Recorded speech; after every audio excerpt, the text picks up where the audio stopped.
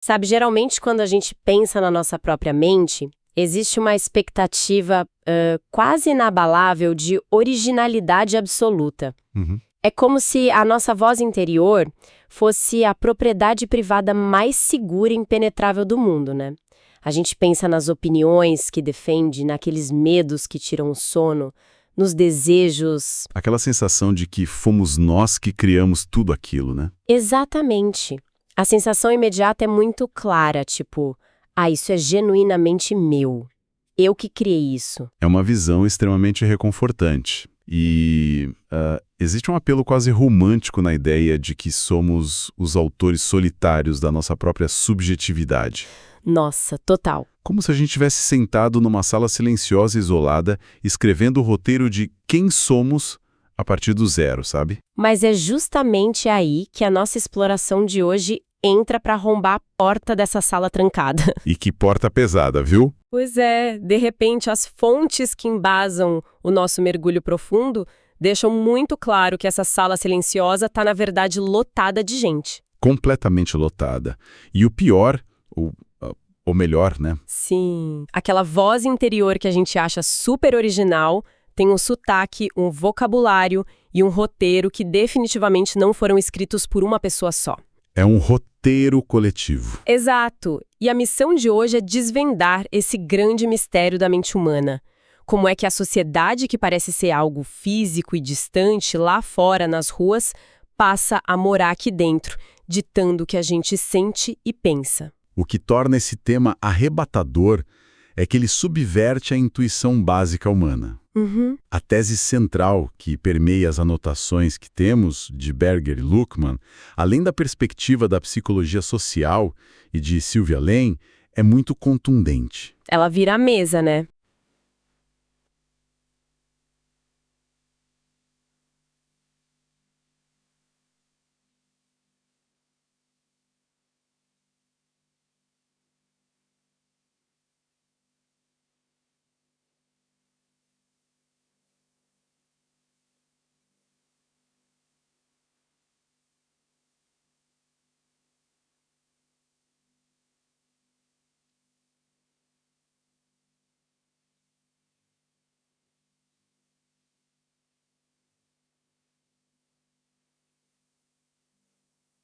Vira a mesa totalmente.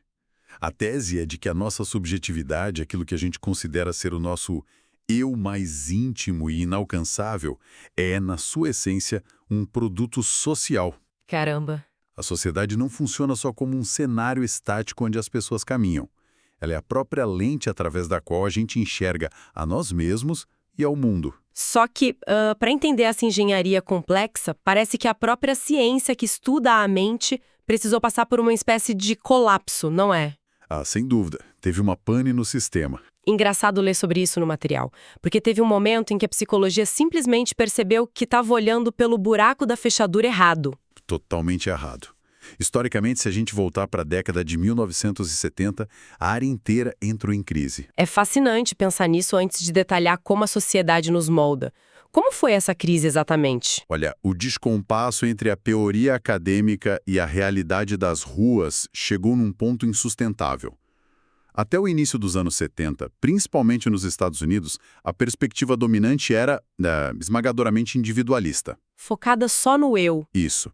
A premissa era tentar explicar os fenômenos humanos, as angústias e os comportamentos olhando quase exclusivamente para dentro da biologia ou da psique do indivíduo. Como se a gente operasse no vácuo, né? Como se os seres humanos vivessem no vácuo. Exato. É uma premissa que soa até ingênua quando a gente olha para o contexto da época. Eu fico maravilhada de ver como demorou para cair a ficha. E como demorou. Porque pensa bem, era um mundo em chamas, década de 70, guerra do Vietnã, movimentos globais por direitos civis, lutas de classes gigantescas. Rebeliões explodindo em todos os continentes. Pois é. Tentar explicar tudo isso focando na mente isolada de uma pessoa é absurdo. Faz todo sentido que tenha entrado em colapso. Como alguém poderia tentar explicar rebeliões e desigualdades gigantescas olhando para o indivíduo? Como se fôssemos ilhas desconectadas do continente que está pegando fogo. É uma analogia perfeita. Tentar consertar um bug num aplicativo complexo olhando só para uma linha isolada de código. ignorando que o sistema operacional inteiro por trás dele está corrompido. Exatamente. O sistema todo tá bichado e o cara tá lá olhando para uma vírgula no código. E não tinha como.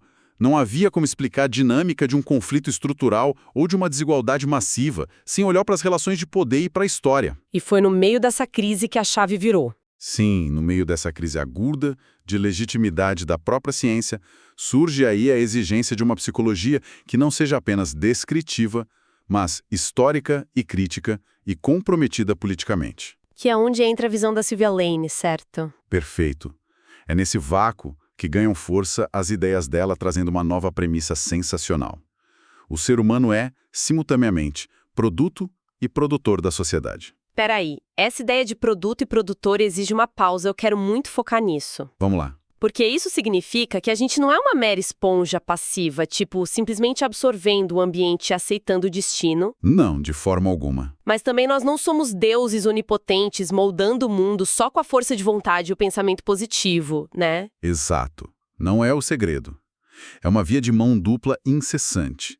A teoria chama isso de uma relação dialética. O criador é moldado pela sua própria criação o tempo todo. O tempo todo. E quando a psicologia social entende que o indivíduo não é um átomo solto, mas um nó numa rede imensa de significados, a análise do sofrimento humano muda de figura completamente. Tira o peso das costas da pessoa, né? Muito. A dor, a revolta e as escolhas deixam de ser rotuladas como meros problemas de adaptação individual.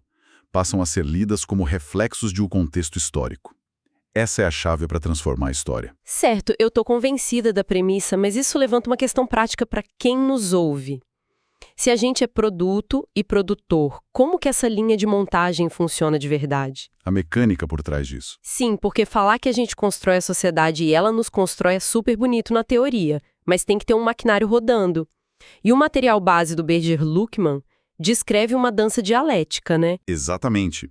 Eles detalham um movimento constante de construção dessa realidade. E um aviso importante.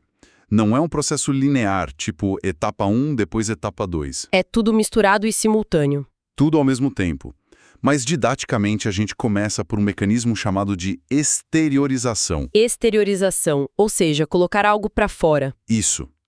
E a resposta do porquê fazemos isso está na nossa biologia.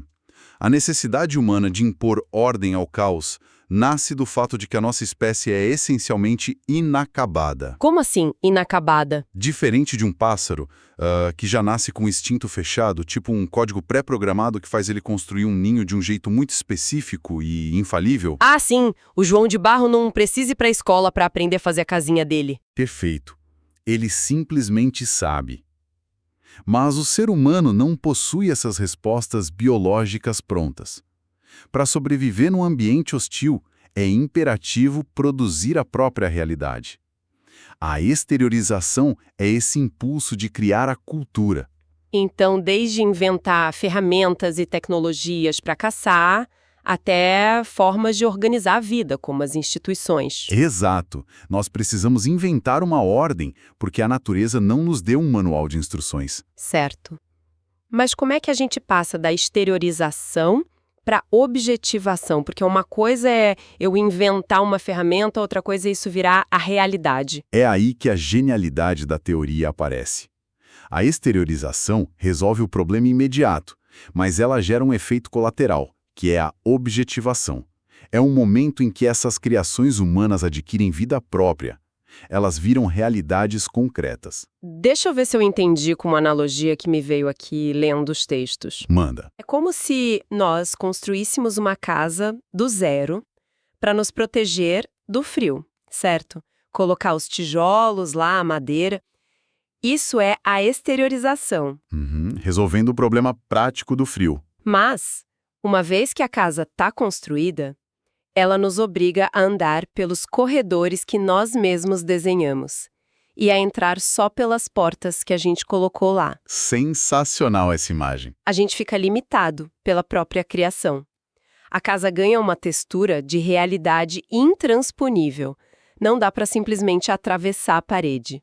Isso seria a objetivação. Exatamente isso. Ações repetidas para erguer a casa viram hábitos. Esses hábitos viram regras para os moradores e logo viram leis. E sabe o que é o mais fascinante dessa casa? O quê? A linguagem atua como a argamassa indispensável que mantém as paredes de pé. A linguagem. As palavras que a gente usa. Isso. A linguagem é o sistema primário que comunica, justifica e cristaliza essa realidade objetivada. Não basta erguer a parede.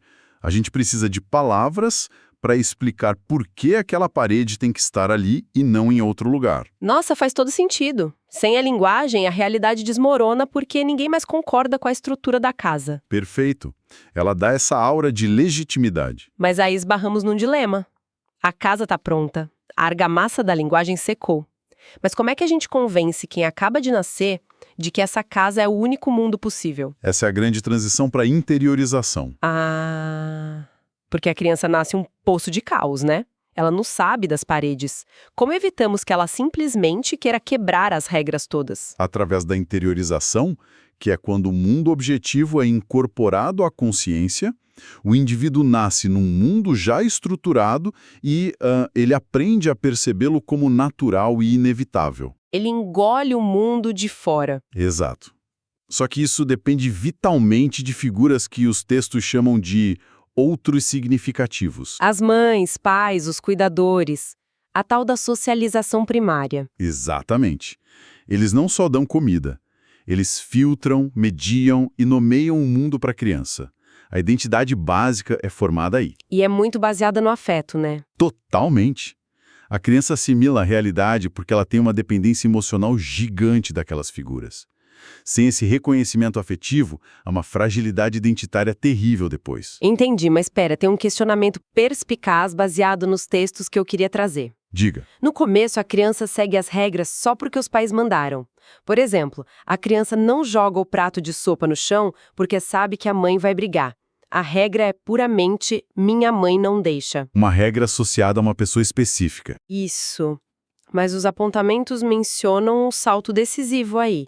Como é que a regra da mãe vira a regra do mundo? Quando é que a criança entende que não é só a mãe que não gosta de sopa no chão, mas que jogar comida no chão é errado de forma geral? Esse é um conceito maravilhoso embutido nos materiais. É o que chamamos de abstração progressiva dos papéis. É o momento em que a criança internaliza as normas da sociedade de forma geral, incorporando os papéis considerados corretos. Não é mais o medo da bronca materna. Não. A criança percebe que se jogar a sopa na creche, a professora também vai reprovar. Na casa do amiguinho, o pai do amiguinho também reprova. O cérebro dela junta os pontos. Isso. Acontece a internalização da sociedade enquanto tal.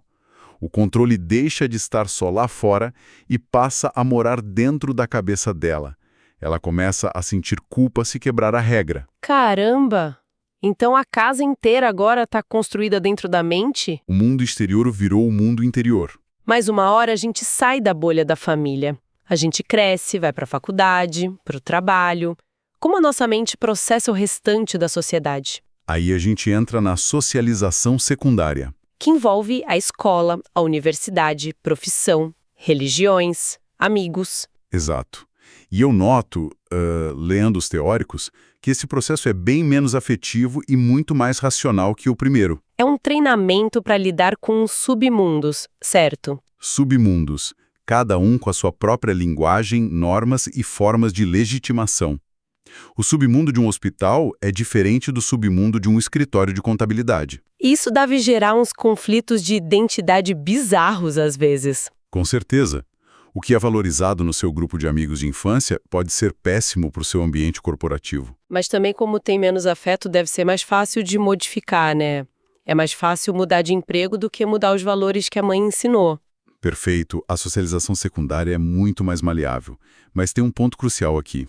Qual? Tanto a primária quanto a secundária precisam de algo chamado manutenção da realidade, porque nada disso fica de pé sozinho. A gente tem a necessidade de reafirmar essa construção constantemente. E como a gente faz isso? Com grandes discursos? Pelo contrário, através de conversações cotidianas, rotinas e pertencimento a grupos.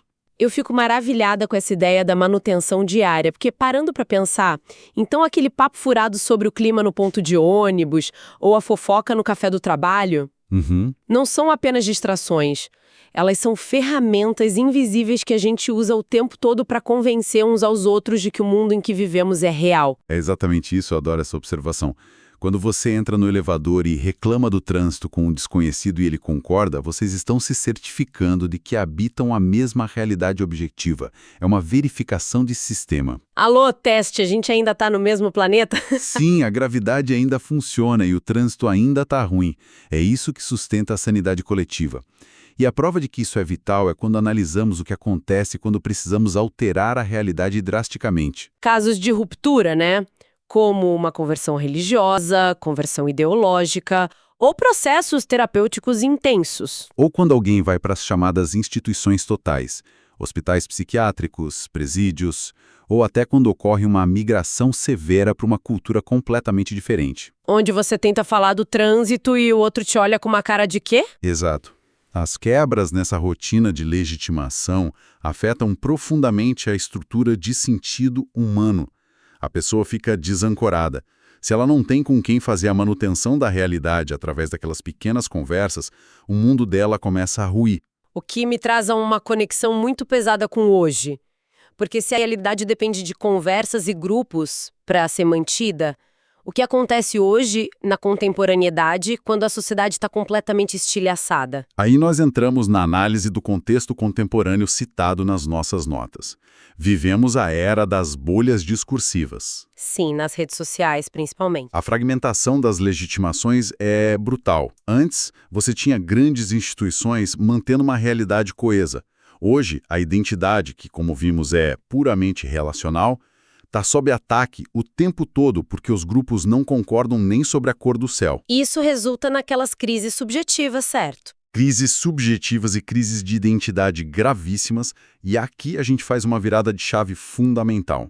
A dor e o sofrimento humano, hoje, muitas vezes não são apenas questões individuais ou falhas químicas na cabeça da pessoa. São crises de legitimação da realidade. Exato. O submundo daquela pessoa, a narrativa dela, não se sustenta mais lá fora. Nossa, isso muda toda a visão sobre o sofrimento psíquico, fico impressionada. É poderoso. Porque a gente tira o peso das costas do indivíduo de se achar quebrado, sabe? E passa a ver que muitas vezes é o submundo e a narrativa em volta dele que entraram em colapso. O erro não está só nele. E isso nos conecta de volta diretamente a Silvelene, que nós comentamos lá no começo. Ah, sobre sermos produto e produtor. Exatamente. Entender que a dor é em grande parte socialmente construída e fruto de uma crise de legitimação devolve ao humano a agência histórica. Devolve o volante para a mão dele. Isso. Se nós somos produtos da sociedade, nós também somos os construtores dela. E, portanto, podemos recriar um mundo social. Nesse cenário, o processo clínico e terapêutico surge não como um conserto mecânico de uma peça quebrada. Mas como o quê? Como um espaço vital de reconstrução narrativa. O terapeuta ajuda o indivíduo a reconstruir o sentido dessa realidade esfacelada, criando novas bases, novos significados para ele se apoiar. É quase como ajudar a pessoa a misturar uma argamassa nova para reconstruir a casa por dentro. Bela imagem. É dar as ferramentas para a pessoa atuar como produtora ativa da própria subjetividade novamente. Caramba, que jornada incrível de compreensão nós tivemos hoje. A gente passou lá no começo da imposição de ordem ao caos pela exteriorização. Sim, a criação das ferramentas e ideias. Depois fomos para a criação de regras concretas e instituições, que é a objetivação, ganhando vida própria. A casa que nos prende. Até chegarmos no ponto em que engolimos esse mundo inteiro como se fosse a única realidade possível pela interiorização. Tudo isso mediado ativamente pelas pessoas ao nosso redor, pela família e pelas nossas palavras diárias. A linguagem sustentando o peso das paredes. É um ciclo sem fim. E saber disso altera demais como a gente se enxerga, né? Se a nossa identidade e até o nosso sofrimento mais agudo são respostas diretas às narrativas e rotinas que nós mantemos todos os dias, da próxima vez que uma convicção muito íntima surgir na mente, Vale a pena se perguntar: quem foi o arquiteto original desse pensamento?